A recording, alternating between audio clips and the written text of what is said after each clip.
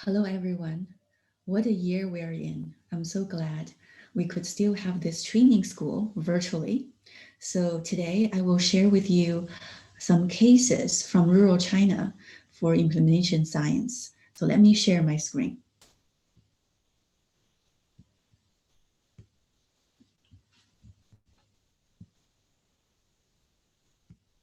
So for today's journey, in half an hour, I'd like to quickly share what do we know, what we do not know, and what we did for preventing and managing cardiovascular disease in rural China.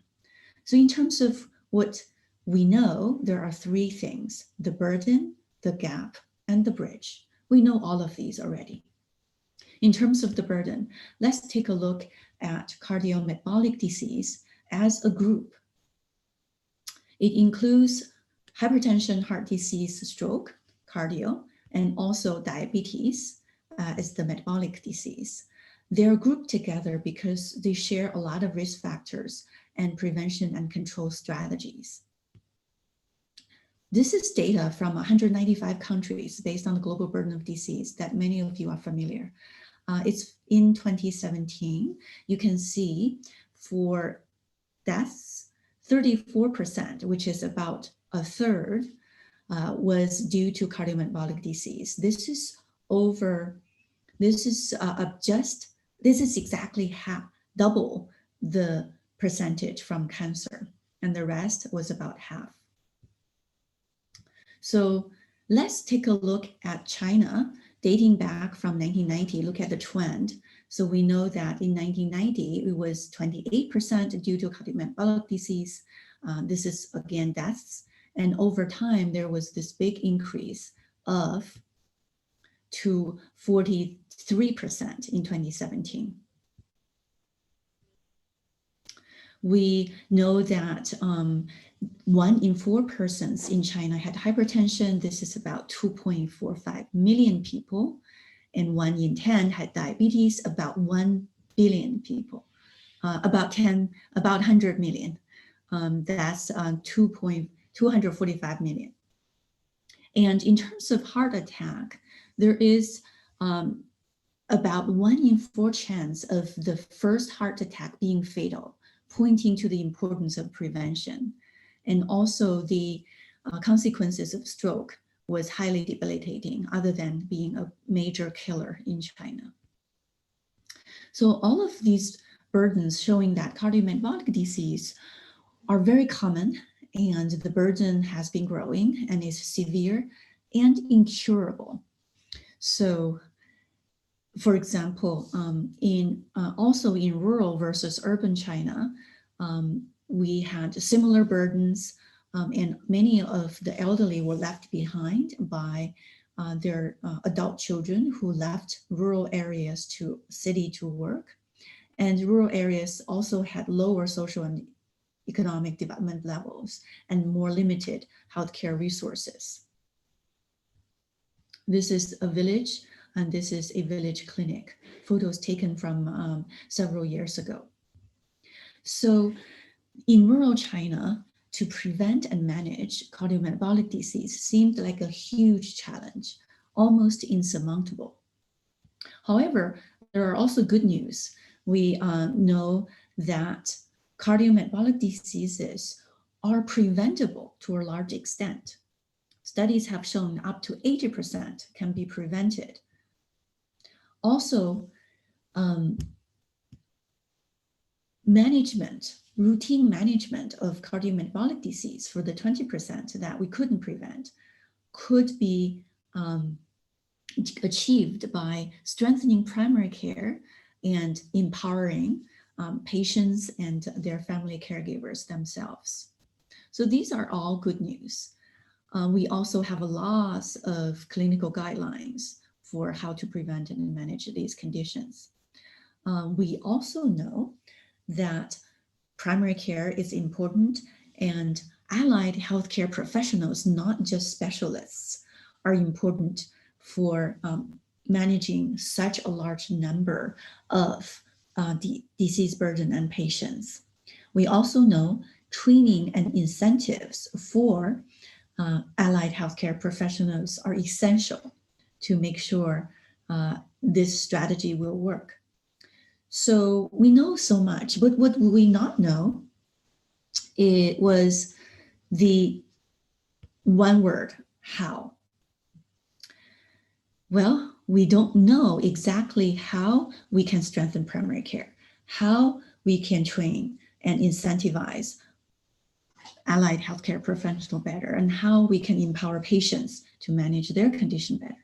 So what did we do in rural China was that we used implementation science, it used to be called translational research as well, to bridge the gap between scientific evidence clinical guidelines with actual practices. So I'd like to show you very quickly 3 studies. One is called China Rural Health Initiative, the other is called SIM-CARD, and the third one is CINEMA. You will know about these acronyms very soon. Before we get into the cases, I'd like to share with you the 5S principles of doing real-world implementation science research. They are simple in terms of the content of the intervention, and the process or the procedures needs to be slim, and our approach should be smart, not just utilizing smart health technologies, but also smart design in the traditional way. And we hope our interventions are scalable in space, can be adapted to other locations, and sustainable over time. In terms of the first S, there is a saying that I heard from a mentor of mine that I've never forgot. However, while I get into my study, sometimes I still forget to apply the principle. It's called keep it simple, stupid, KISS. So the first study I'd like to show you, we started doing this over 10 years ago in 2009.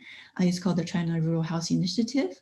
We would like to evaluate whether a simplified but evidence-based management program for high-risk patients delivered by the primary care providers in rural China, who are village doctors, can reduce blood pressure and other indices of clinical care. So we did this in northern China, where the burden of cardiovascular disease was very high, higher than southern China.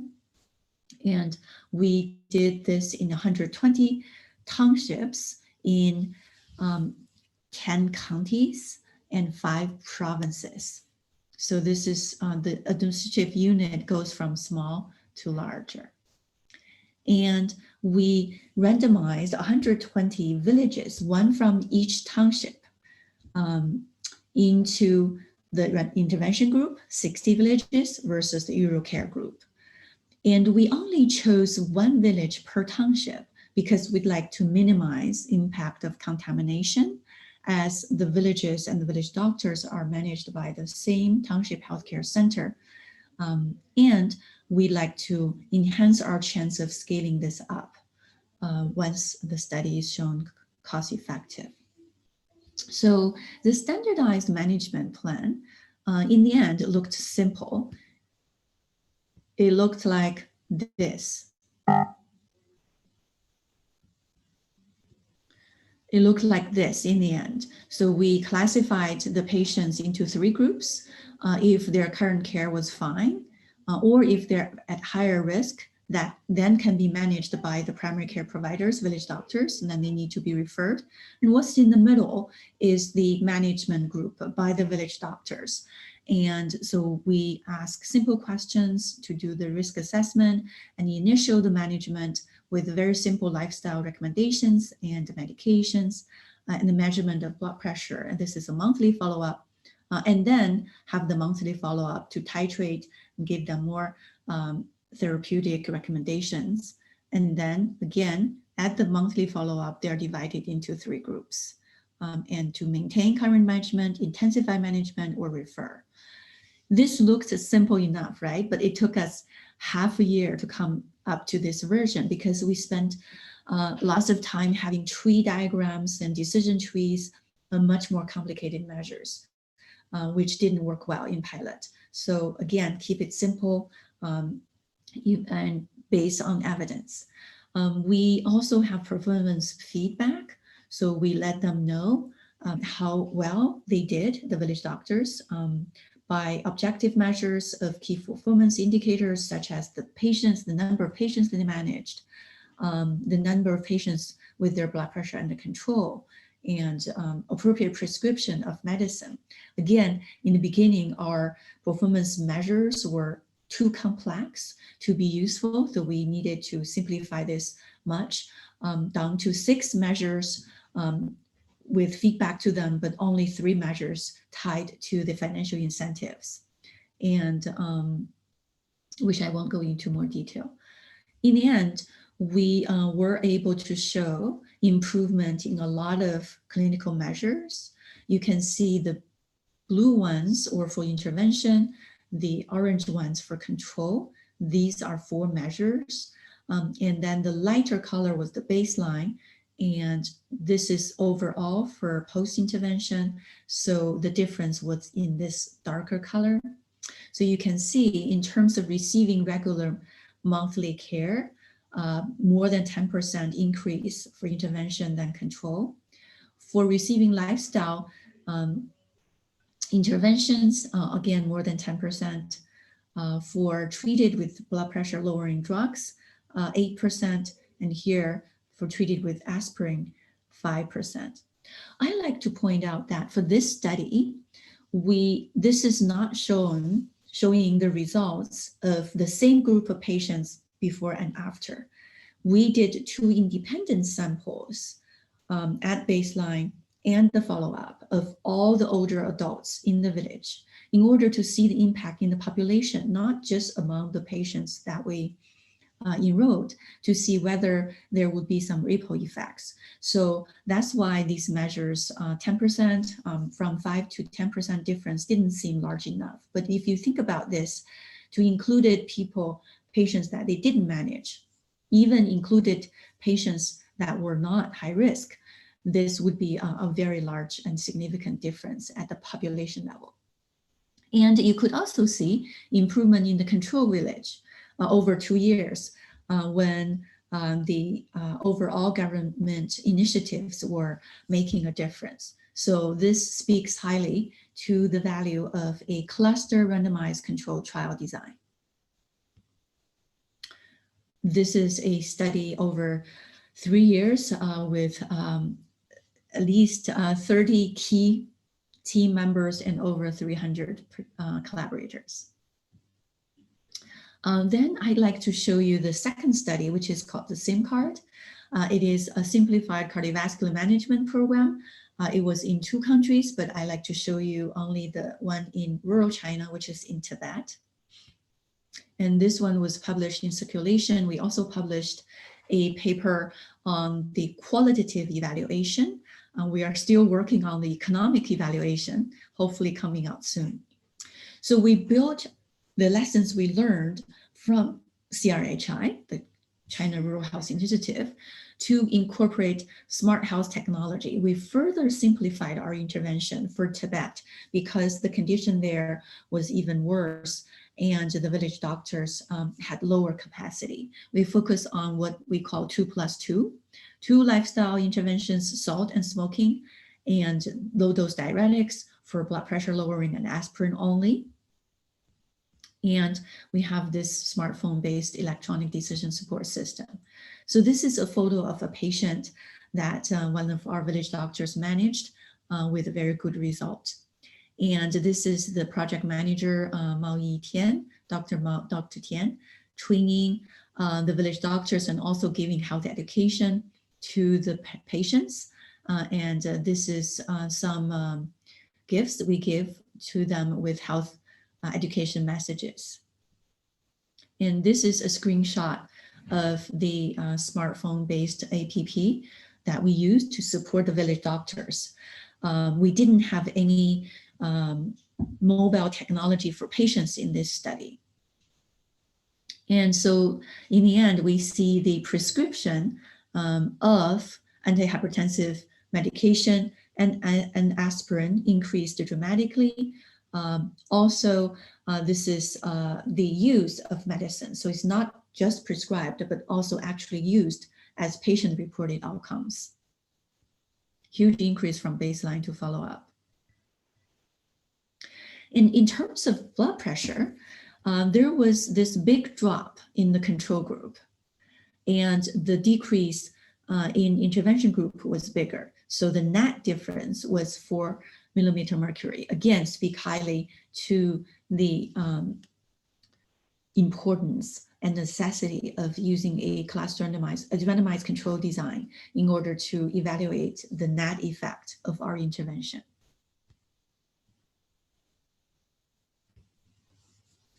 To summarize the results of our qualitative study, we did focus groups, and in particular, many in-depth interviews of key stakeholders. We found that the intervention was perceived to be useful, and the electronic support system to be promising, and the fidelity overall was good. But we did not find improvement in lifestyle measures at the patient level. For example, for salt and smoking, potentially due to the lack of intensity of our intervention for the lifestyle factors. And we also found that the workload for the village doctors was pretty high. And if we could incorporate our program in their existing workload, it would probably be better. And the last study I like to share was called Cinema, and it has this acronym because of the two key features in this study. One is system integration. The other is technology enablement. Both were built on what we learned in CRHI and SIMCARD, but also one step or more than one step further. And here we decided to focus on stroke patients, and we did this study in Hebei province. This is a diagram of the cinema model. And these are the three levels of the healthcare system, and these feedback loops were supported by technology. For example, telemedicine, smartphone apps, and short messaging. And we like to do work on both medical care and rehabilitation for stroke patients. This is the old diagram. The diagram does not look complex, but if you think about it, this is an extremely difficult, complicated intervention covering two different disciplines across health system layers, multiple stakeholders, and technology. So we realized how we're going against the keep it simple principle. So we decided to cut the rehabilitation part from this intervention, and we need to work on that later. And we decided to simplify our intervention to be, it's still system integrated with the training of tertiary specialists in tertiary hospitals to train the county hospital doctors and township hospitals and village doctors. But also we have a cinema app to be used by the village doctors. And in terms of patient level interventions, we incorporated voice messages. This is intervention for the village doctors, so training, monthly follow-up, having WeChat as a social media app that's widely popular in China, also among village doctors. This is something we didn't have in the previous studies, and we also have financial incentives built in. And this is what the functions for our app, but it's built in a very user-friendly with very simple interface so that to promote its use.